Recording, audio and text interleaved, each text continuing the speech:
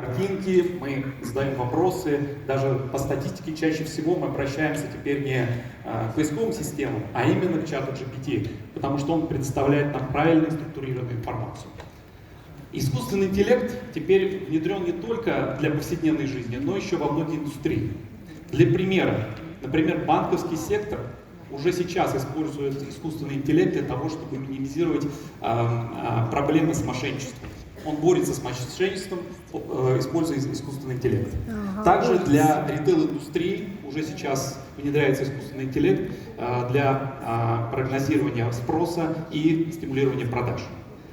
А что означает вообще искусственный интеллект для бизнеса сейчас? Что он нам дает?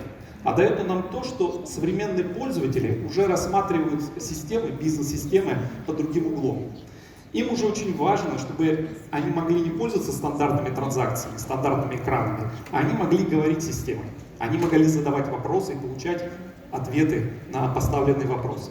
Именно поэтому теперь многие бизнес-пользователи предъявляют новые требования к учетным системам. А именно, они спрашивают, почему система не подсказывает мне, как мне завершить тот или иной процесс? Почему система не помогает мне анализировать большие данные?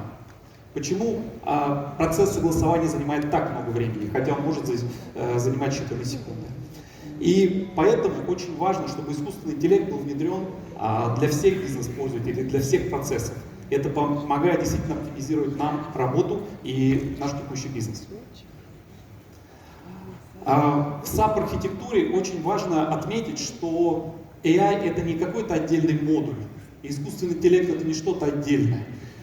Все процессы уже, весь искусственный интеллект уже интегрирован в SAP-ские процессы, и это неделимая составляющая. Поэтому очень важно отметить, что при внедрении процессов очень важно уже включать AI-движки и использовать его при внедрении процесса. Также важно отметить, что не надо забывать про ассистентов и ассистентов, которые могут в дальнейшем помогать нам отвечать на вопросы.